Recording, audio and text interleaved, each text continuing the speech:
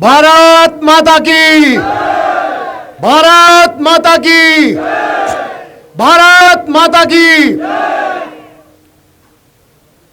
आज भीमताल ब्लॉक के रामलीला मैदान में आयोजित इस विरोध रैली में हमारे बीच दूरस्थ ग्राम से आए हुए हमारे सम्मानित बुजुर्गगण, हमारी सम्मानित माताएं, बहनें व मेरे युवा साथी,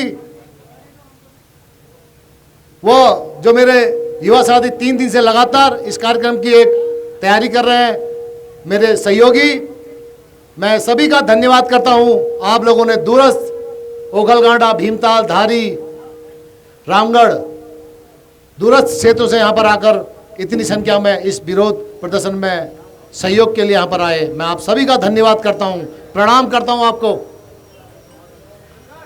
आप सभी को विदित है, पिछले माह 18, 19 अक्टूबर को जो हमारी विधानसभा भीमताल में एक आपदा में जो नुकसान हमारे काश्तकारों को, हमारे जो नुकसान हमारे पहाड़ के हमारी जनता की घरों में हुआ है, उसके विषय पर हम यहाँ पर एकत्रित हुए हैं। मैं आप सभी का धन्यवाद करता हूं। यह विरोध प्रदर्शन हमारा सरकार के खिलाफ इसलिए है कि उन काश्तकारों को, उन लोगों को जिनके घर टूट गए हैं, आंगन टूट गया है, जिनके मकान पूरी तरह से क्षतिग्रस्त हो गए हैं, उनको उचित मुआवजा दिया जाए। 3800 रुपए के चेक आ रहे हैं और जिसका मकान पूर्ण रूप से ध्वस्त हो गया है उसको 1 लाख रुपए मिल रहा है। भाई साहब, वो मकान अगर वो कॉलम बीमों को तोड़ते हैं, वो मकान तोड़ने में 1 लाख रुपए लगते हैं। तो इस विषय पर हम यहाँ पर एकत्रित हुए हैं, सरकार के विरोध के प्रदर्शन के लिए, उचित मुआवजे की मांग के लिए हम यहाँ पर एकत्रित हुए हैं।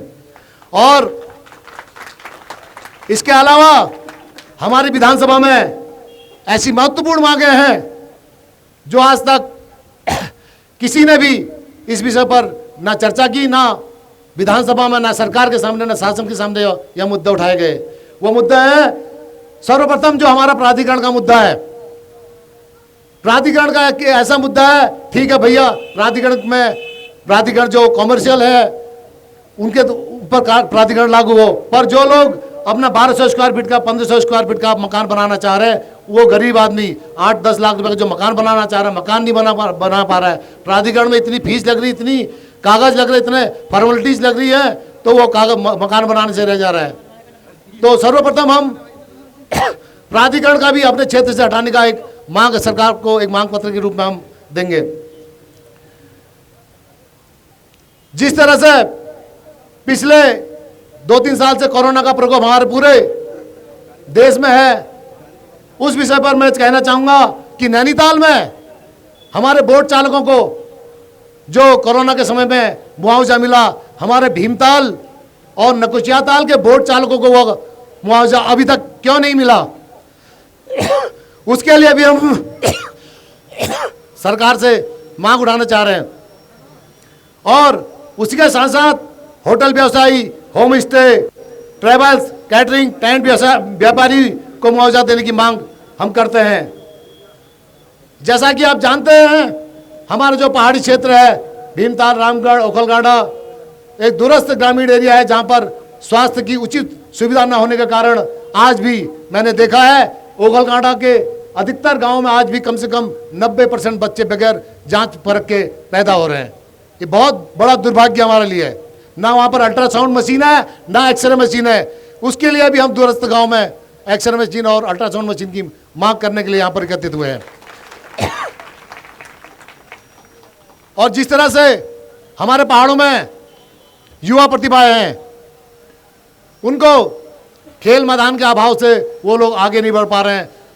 मैं इस मंच के माध्यम से यह कहना चाहूँगा कि पहाड़ में इतनी प्रतिभाएं हैं कि हमारे बच्चे मैराथन तक निकल सकते हैं, मैराथन ओलंपिक में खेल सकते हैं, पर सुविधा का अभाव होने से, मैदानों का अभाव होने से, कोच का अभाव होने से वो प्रतिभाएं पहाड़ों में दबी रह जा रही है। उसके लिए हम खेल मैदान के लिए भी हम यहाँ पर मांग करने आए हैं। जैसा कि आजकल आप हम लोग अखबारों में पढ़ रहे हैं कि हल्द्वानी डिग्री कॉलेज में बच्चों को एडमिशन नहीं मिल पा रहे हैं, और हमारे बच्चे जाए तो जाए कहाँ। उखलगाड़ा से फोन आ रहे, भीमताल से फोन आ रहे, रामगढ़ से फोन आ रहे, धारी से फोन आ रहे, दादा कोई सेटिंग है तो करवाओ, एडमिशन करवाओ। अब कहाँ से एडमिशन करवाएं? वहाँ बात कर रहे हैं, उन्होंने कहा भैया इतने ही बात है हमारे पास। तो मैं कहना चाहूँगा हमारे भीमताल में, नगर पंचायत भीमताल में कुमाऊं यूनिवर्सिटी की यहाँ पर जमीन भी पड़ी है। हम कुमाऊं परिसर का, कुमाऊं के तीसरे परिसर की विश्वविद्यालय की मांग हम भीमताल नगर पंचायत में करते हैं। वही अभी पिछले 1-2 साल पहले मैंने अखबार में पढ़ा था, तल्लीताल में कहीं पर बहुत बड़ी आगजनी हो गई थी, बहुत बड़ा नुकसान हुआ था। हमने देखा भीमताल में नगर पंचायत में अग्निशमन की बड़ी एक यहाँ पर खोला जाए, ताकि हल्द्वानी से अग्निशमन केंद्र से जो गाड़ियाँ आती है आग बुझाने तक, जब तक वो गाड़ियाँ पहुँचती तब तक पूरा यहाँ पर दुकानें पूरी तरह से जल जाती है। एक अग्निशमन केंद्र खोलने की हम मांग यहाँ से उठाते हैं।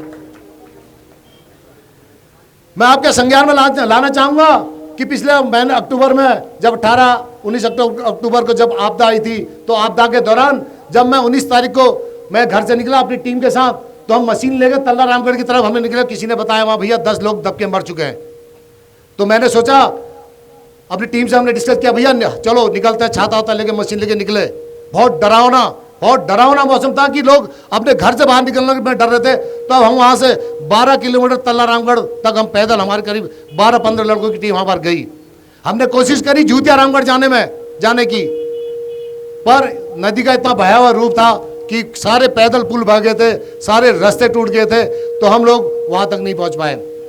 अगले दिन हमने कोशिश करी रस्सी बांध के नदी पार करने की कोशिश करी, तो हमने रस्सी बांध के पार किया, और हमारे 2 लड़के भी उसमें बहते बहते बचे। हमने बड़ी मुश्किल से उनको बचाया। तो मैं कहना चाहूँगा, हमने आपदा के दौरान हमने घरों में सोए नहीं रहे, हल्द्वानी बैठे नहीं थे हम। हमारा पहाड़ का नेता हल्द्वानी रह रहा, हल्द्वानी से आवागमन कर रहा, भैया नेतागिरी हल्द्वानी से चल रही है। मैं आपसे कहना चाहूँगा, हमने आपदा के दौरान जब हम अपने घर से निकले, हमने अपने मदद करने की कोशिश करी, तो और लोग भी गाँव से उठकर आए। तो हमने देखा वहाँ भयावह मंजर था, लोगों की लाशें पड़ी थी नदियों में, लोग मिल नहीं रहे थे। तो मैं कहना चाहूँगा, ऐसी कोई आपदा नहीं है, अगर आदमी अपने क्षेत्र में, अपने घर क्षेत्र के आसपास से अगर मदद करना शुरू करे तो कोई बड़ी से बड़ी आपदा से हम निपट सकते हैं।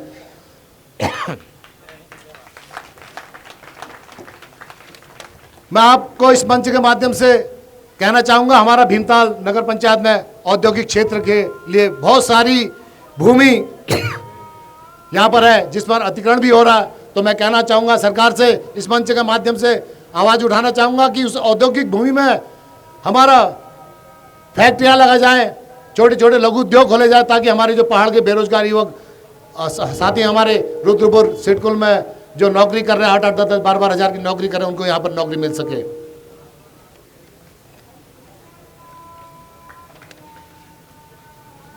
मैं ये सारी चीज़ें आपको इसलिए बता रहा हूँ कि मैं ये कार्य अपने विकास खंड में ब्लॉक प्रमुख रहते हुए, जिला पंचायत सदस्य रहते हुए, और पिछले 2 बार से मेरी पत्नी वहाँ पर ब्लॉक प्रमुख हैं, तो इस कार्य का निर्वहन हमने ब्लॉक में बहुत अच्छी तरह से किया। हम लोग, हमारे जो नेता लोग जनता के बीच में जाते हैं, वो कहते हैं बीच में वोट मांगते वक्त जनता जनार्दन सब कुछ होती है, भाई साहब आप हमें वोट दे दो, आप सब कुछ हैं। जब काम का समय आता है, उनका नेताजी ये हमारी एक रोड आनी है, उन्होंने कहा भाई साहब पर्यावरण मंत्रालय में अटक गई है, और फला, उन्होंने कहा वहाँ शासन से नहीं हुई, प्रशासन ने इससे नहीं हुई। तो मैं कहना चाहूँगा, हमने अपनी टीम के साथ रामगढ़ ब्लॉक में कम से कम 80 से 90 किलोमीटर रोड मोटर मार्गों का निर्माण किया है, ग्राम वालों के सहयोग और श्रमदान से। जब मैं पहली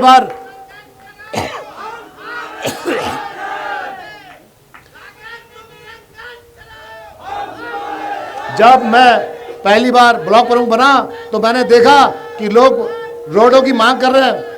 उन्हें भाई साहब हमारे वहाँ रोड नहीं थे, रोड लावा, ये तो दिक्कत से 180 रुपये, 150 रुपये, 200 रुपये घोड़ा खच्चर किराई से। मैंने कहा अच्छा चलो देख लो, हम के जुगाड़ कर लो, कि हिंदुस्तान में जुगाड़ फेमस है।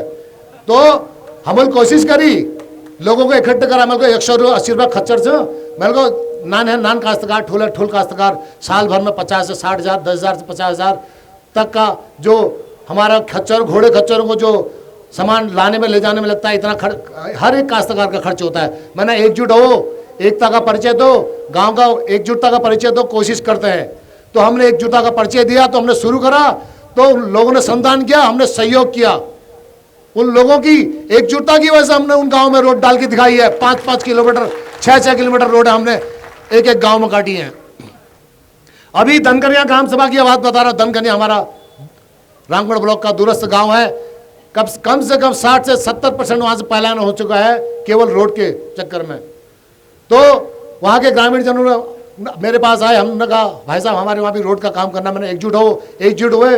पिछले 15 दिन से वहाँ पर मशीन लगी हुई है, लोग श्रमदान करके दीवारें बना रहे, नालियाँ बना रहे। तो आज वो कम से कम 2 किलोमीटर उस रोड का निर्माण हो चुका। कम से कम 2 महीने के अंदर कालीराव माता तक वो मोटर मार्ग 5 किलोमीटर जानी है। 2-3 महीने के अंदर गाँव वालों के सहयोग और श्रमदान से वो रोड जा चुकी है। मैं ये चीज़ें आपको इसलिए बता रहा हूँ कि पूरी विधानसभा से, दूरस्थ गांव से जो हमारे यहाँ पर बुजुर्गगढ़ युवा साथी माताएं बहनें जो आई हैं, कि हमारी जनता में इतनी ताकत अगर एकजुट हो जाए तो वो कोई काम ऐसा नहीं है जो हम कर न पाए। हमने हमेशा दिखा उनका विधायक के गायक की, उनका प्रमुख के गायक की, उनका उल्ट नेताल क्या करा, प्रधानल क्या करा। सर्वप्रथम मैं आपसे पूछना चाहता हूं, आपने अपने गांव के लिए क्या किया? हमारा भी फर्ज बनता अपने गांव के कुछ करने के लिए, कोई नेता ही नहीं करेगा।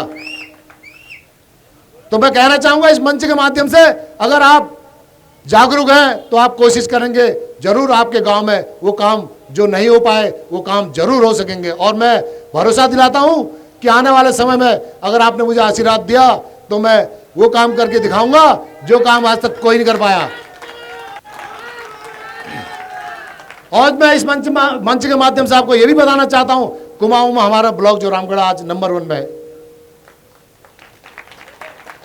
तो हमारी विधानसभा इतने पीछे क्यों है? मैं कहना चाहूंगा हम अपनी विधानसभा के आने वाले समय में एक आदर्श विधानसभा बनाकर यहां पर आप लोगों के सहयोग और आशीर्वाद से बना के दिखाएंगे।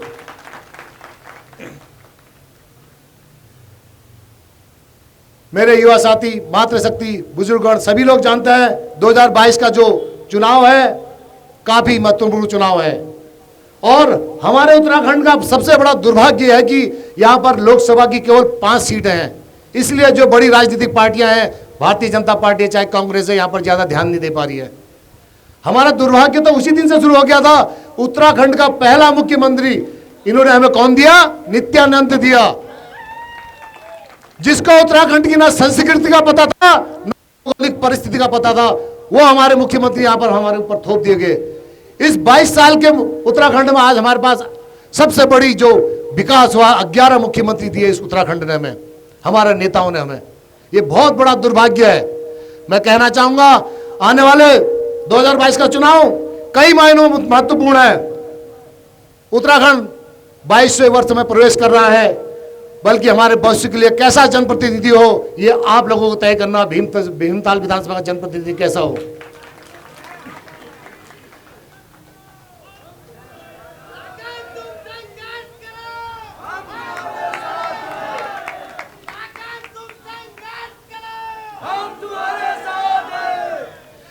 साथियों, मेरा राजनीति में प्रवेश करने का एकमात्र उद्देश्य यह है कि मैं भीमताल क्षेत्र की जनता का सुख दुख का सारथी बनूं। इसी मनोरथ के साथ मैं आप सभी के बीच में एक नेता नहीं, एक बेटा बनकर आया हूं, आपका युवा साथियों का भाई बनकर आया हूं और बहनों का भाई बनकर आया हूं, आपका साथी बनकर आया हूं। मैं कहना चाहूंगा विधानसभा इन 22 वर्ष में 2 राजनीतिक दलों का 11 मुख्यमंत्री को देख चुकी है और हमारे भीमताल विधानसभा से भाजपा का भी और कांग्रेस का भी आपने विधायक चुन के देख लिया है और एक निर्दलीय विधायक भी आपने दिया है। इतना विश्वास आपने इतना सक्षम लोग हैं, हमारी जनता इतनी सक्षम है, आपने एक निर्दलीय विधायक यहाँ पे भी निकाल के दिया। तो मैं कहना चाहूंगा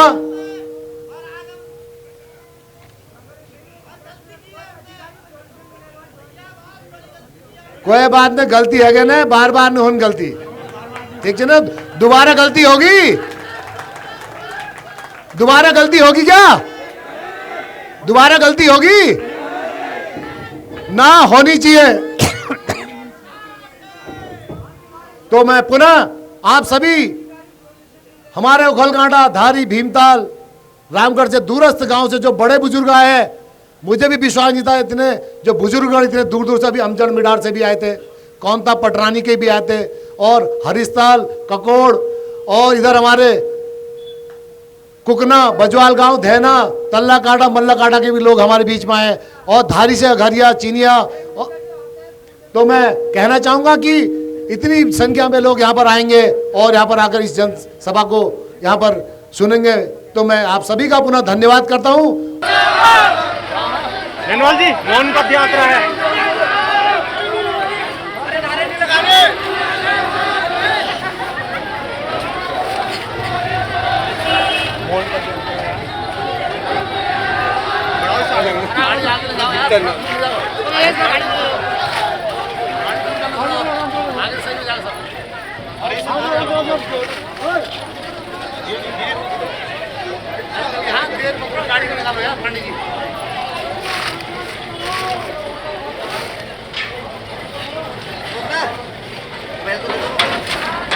मौन पद यात्रा है पीछे।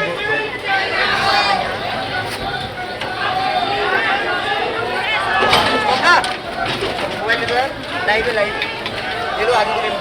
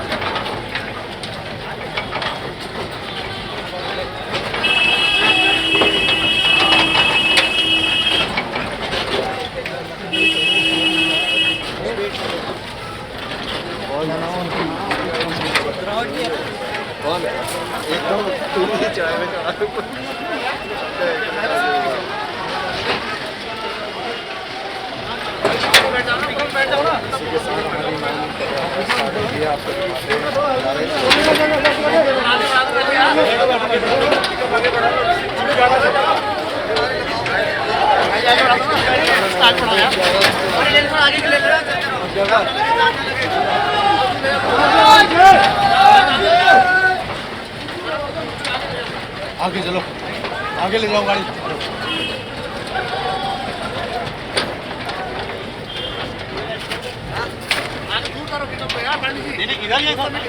आगे ले जाओ ना।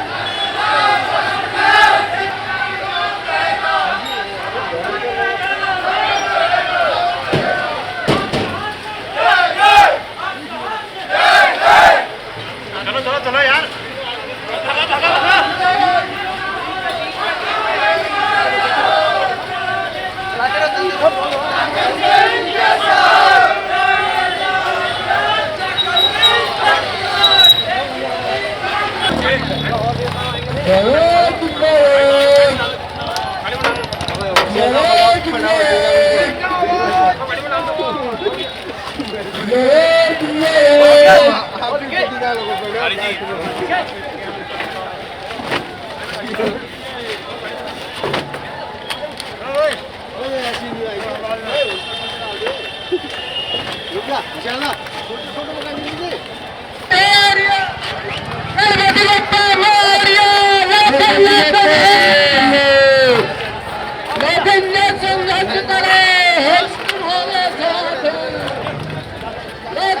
संघर्ष करो हम तुम्हारे साथ हैं जिंदगी जिंदगी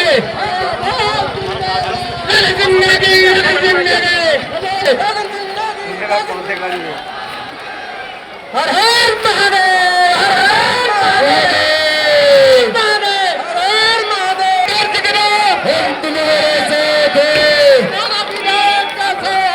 लेकिन जिंदगी जैसा है लेकिन जिंदगी जैसा है